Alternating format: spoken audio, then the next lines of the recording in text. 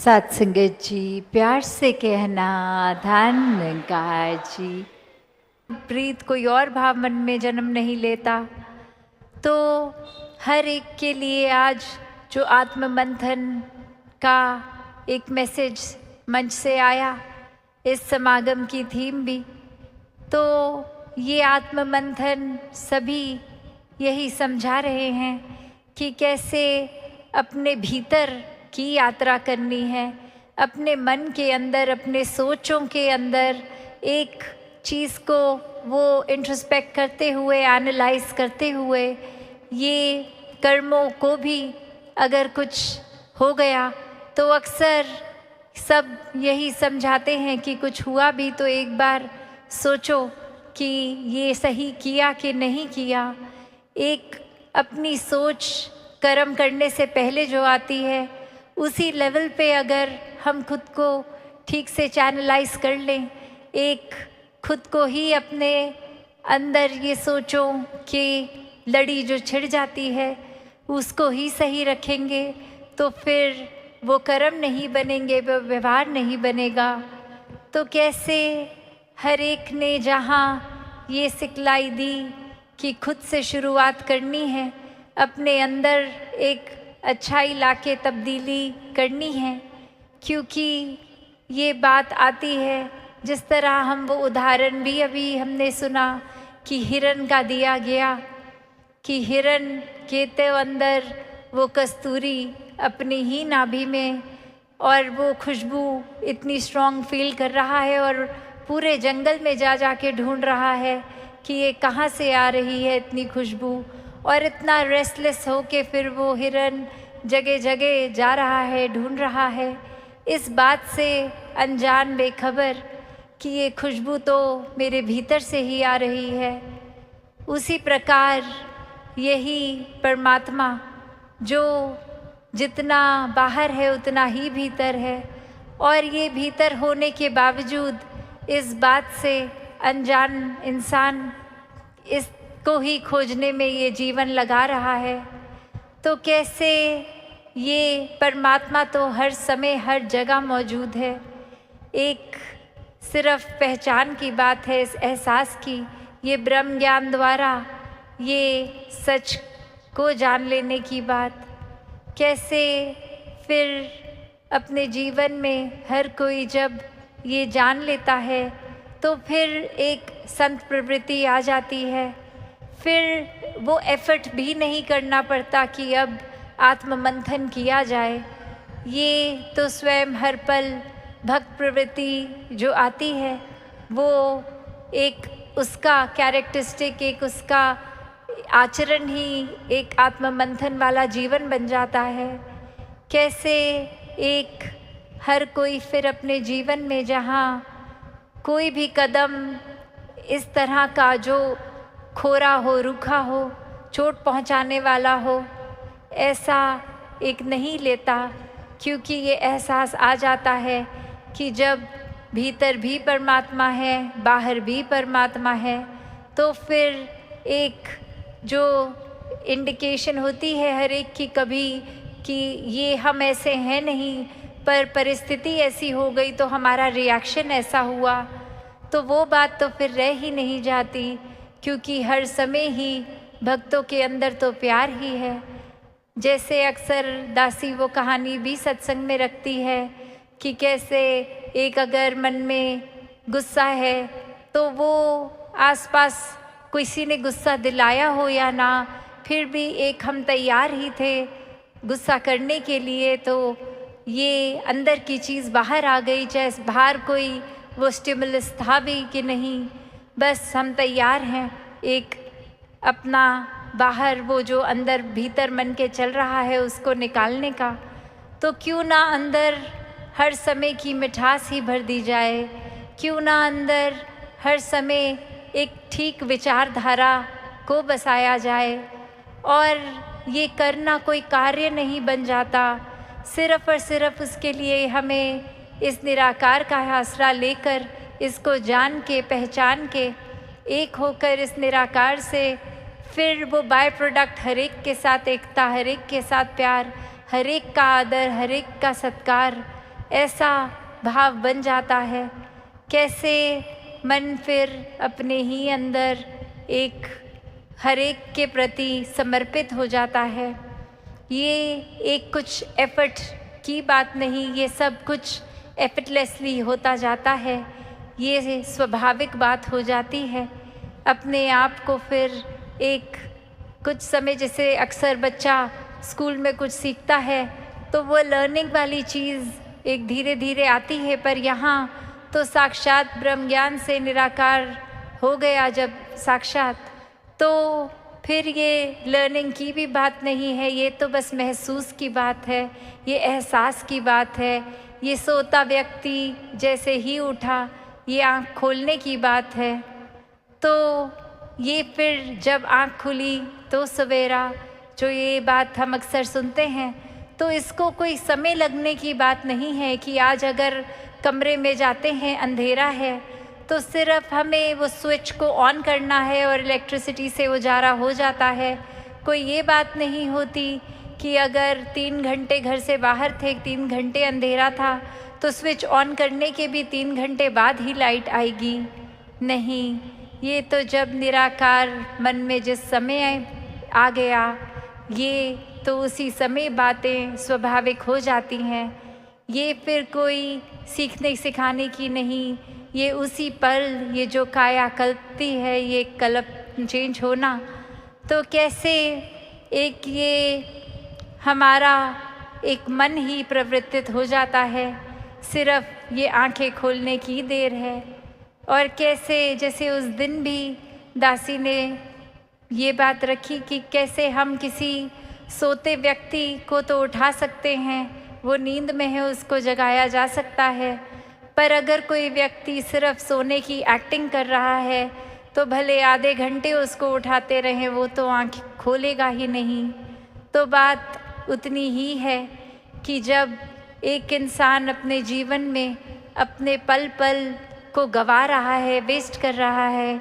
तो उसको तो ये बात बोल के रियलाइज़ कराया जा सकता है कि ये चेतन हो जाओ, एक समय आ गया है, श्वासों को मत गवाओ, अपना असली रूप जान लो, इस निराकार को जान लो। ये शरीर तो ख़त्म हो जाना है, इस मन के विचारों ने भी सब समाप्त हो जाना है, संसारिक अचीवमेंट्स भी उस पल हमारी वहीं की वहीं रह जाएंगी,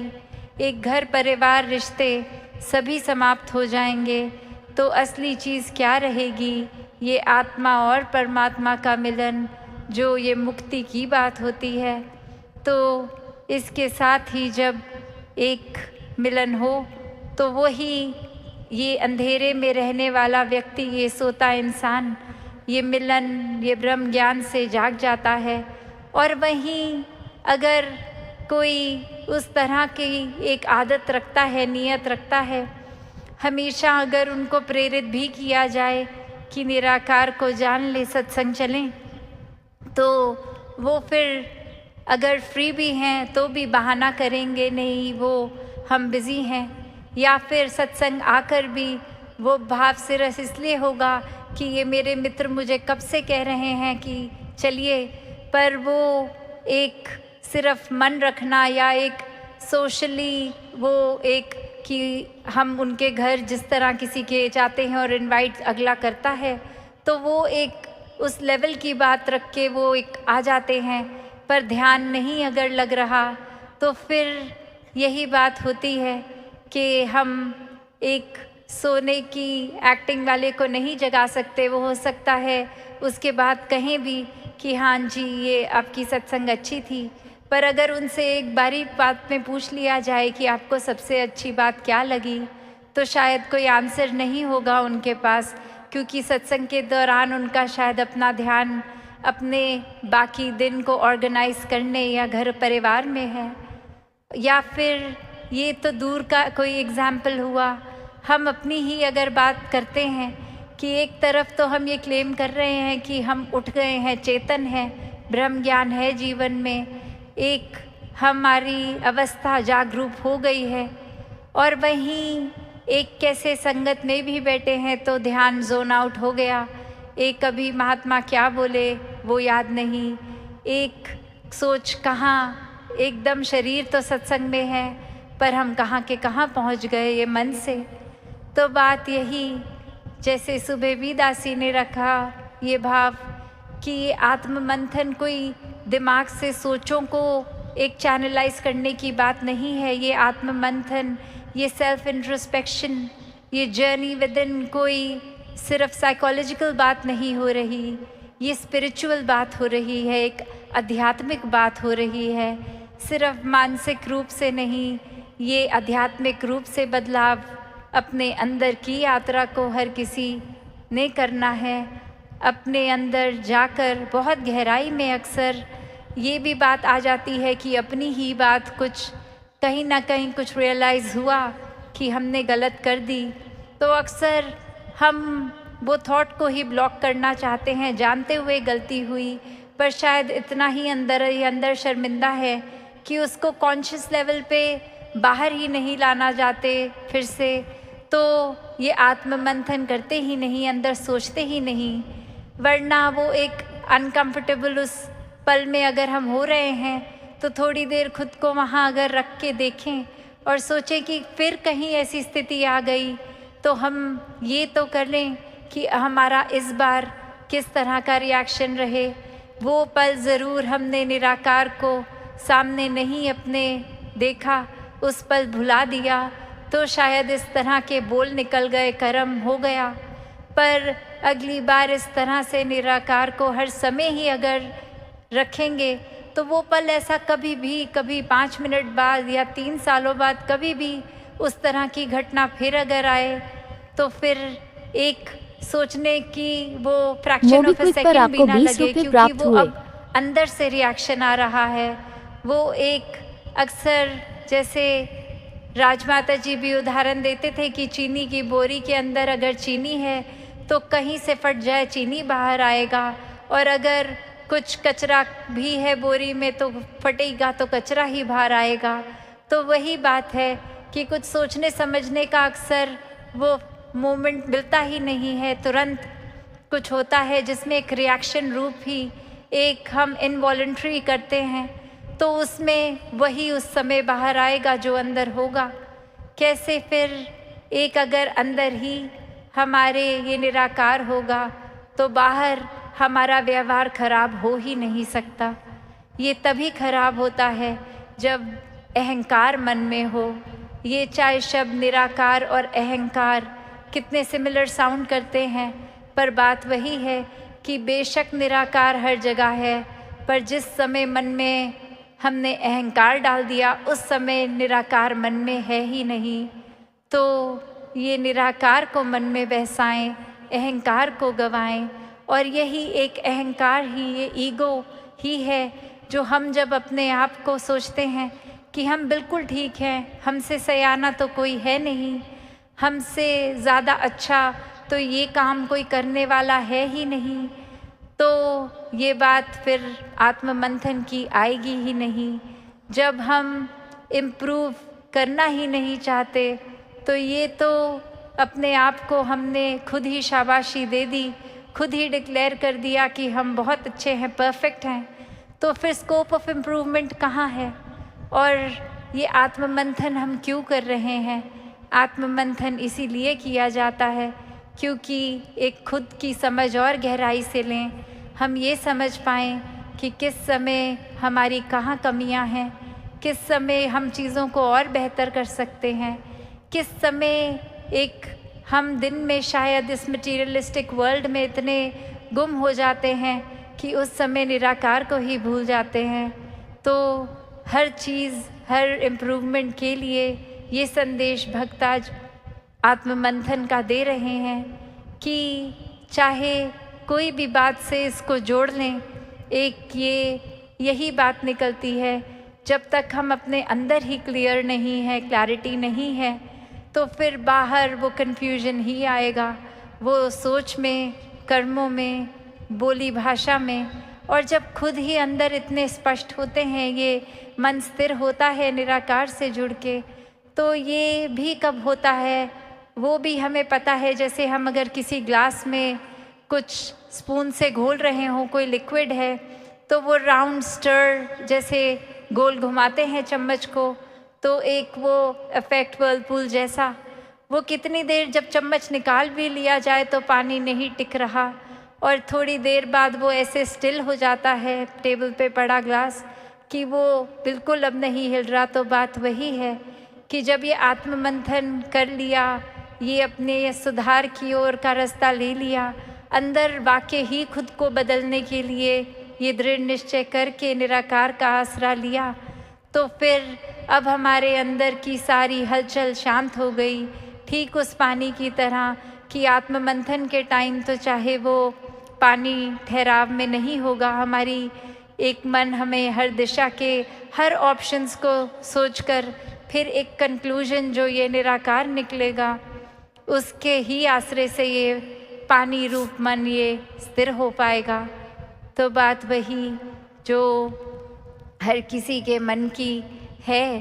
कि हर समय एक अपना बिहेवियरल करेक्शन तभी हम रख सकेंगे जब वाकई ही हमारा मन करेक्ट होगा, हमारी सोच करेक्ट होगी। तो वही रास्ता एक ठीक करने की ही अवस्था, यही भक्ति है। तभी भक्ति में सबसे पहले ये ही गुणों का जिक्र होता है कि प्यार, प्रीत, नम्रता, ये हम्बलनेस की बात आती है। और हम्बल वही हो सकेंगे जो एक वाकई ही अपने जीवन में ये मान लेंगे कि ये निराकार ही करता धरता है। जिस पल हम खुद को एक डूअर बना लेते हैं, खुद को मान लेते हैं कि ये हम ही कर रहे हैं, तो फिर वो कर्म हमारे बेड़ी रूप बन जाते हैं। बेड़ी जो एक चेन है, चाहे वो अच्छे कर्म है तो वो सोने की चेन है जो फिर भी हमको रिस्ट्रिक्टेड और हमें भार हम पे डाल रही है, और अगर बुरे कर्म है तो वो लोहे की बेड़ी जो फिर अगेन हमें रिस्ट्रिक्टेड रख रही है। पर जब हम वाकई ही मन से एक अच्छाई बुराई ये करने की भाव को हटा रहे हैं, निराकार को सब कुछ समर्पित सौंप रहे हैं, तो फिर अब डूअर ही वो है तो कर्म हम नहीं कर रहे। पर ये कोई शातिर सोच या चालाकी से नहीं कि अब हमने कुछ नेगेटिव कर दिया और अपना पल्ला झाड़ के बोला कि ये तो नंकार ने कराया है, हमने तो अपना सौंप दिया था, अब ये चीज़ हुई तो हमने थोड़ी करी, ये तो निराकार ने करी। यहाँ ये चालाकी आ रही है। तो कैसे एक वाकई ही मन जब भक्त का होता है वो बिना चालाकी के होता है, वो सच में समर्पित होता है, और फिर वो भोले भाव जब समर्पित हुए निराकार को तो फिर कोई चालाकी आती ही नहीं। फिर वाकई ही मन ये मान बैठता है कि अब ये कुछ भी है तो ये दातार ही है, हमारी सोच में भी हमारे कर्मों में भी ये अब जो कुछ हो रहा है ये दातार इस निराकार के ही रज़ा में हो रहा है। फिर एक डूअर जहाँ हम नहीं हैं अपने एक्शंस के, कर्मों के, तो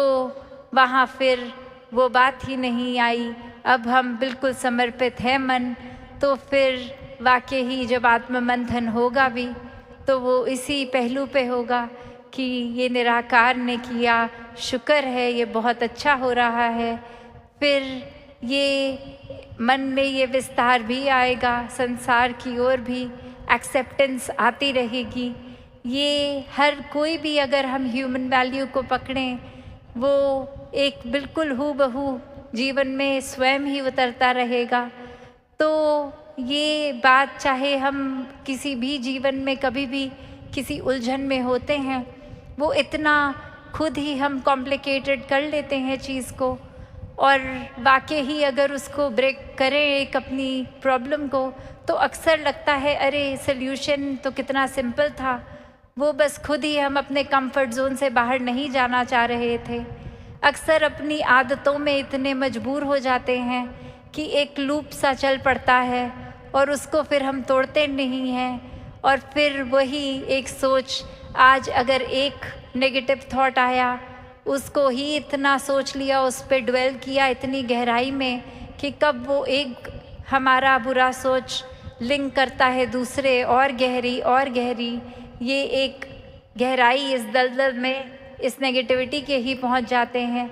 और सिर्फ उस पल करना क्या है, सिर्फ इस निरंकार का एक पॉजिटिव थॉट सोचना है, वहीं वो चेन टूट जाती है, वहीं वो एक अब सुमिरन भी याद आता है। उसी पल एक भाव आते हैं कि जब सच में वाकई ही निराकार की रज़ा में है सब, तो हम बेचैन ही क्यों रहे हैं। तो उस तरह की फिर वो सोच आ जाती है। वो फिर सेवा सुमिरन सत्संग के प्रति भी हमें इनकरेज करती है। और जितना ज़्यादा ये संतों का संग मिलता है, मन निराकार से जुड़ता है, सेवा भाव इतना मन में आ जाता है कि वाकई ही सेवा फिर दिखावा नहीं, एक सेवा रूप हो रही है, समर्पित रूप हो रही है। तो ही जीवन में वाकई ही एक उसी समय ये पॉजिटिविटी भी आ जाती है। तो कैसे हम इसी बात को, जो अगर वापस आत्ममंथन की ही बात की जाए, तो ये चाहे करने में, सोचने में कॉन्सेप्चुअली लग रहा है कि ये कोई बहुत मुश्किल चीज़ है, शायद हमें अकेले किसी कमरे में बैठना पड़ेगा, घर वालों से बात नहीं, एक बिल्कुल गहरी अवस्था में जाना पड़ेगा अपने अंदर जानने के लिए। नहीं, ऐसा भी करने की ज़रूरत नहीं, ये तो हर पल में चेतन होके किया जा सकता है। फिर वही बात कि चलो अक्सर कुछ समय के लिए तो हम अगर अकेले हैं तो वो सोच अकेली भी की जा सकती है, ऐसी कोई रिस्ट्रिक्शन नहीं है कि अकेले हों तो नहीं कर सकते। पर जो भाव है कि ये हर पल में किया जा सकता है अपना सुधार, ये सोचों को एक सही दिशा इस निराकार की ओर हम किसी भी पल मोड़ सकते हैं। और कायदे से एक हर पल ही भक्त का तो इसी के प्रति मुड़ा रहता है ये भाव सोच। तो अब घड़ी की ओर भी नज़र जा रही है दासी की, तो और बातें दासी जो भी मन के भाव हैं ये आपके चरणों में आने वाले दिनों में रख देगी। साथ संगत जी, प्यार से कहना, धन निरंकार जी।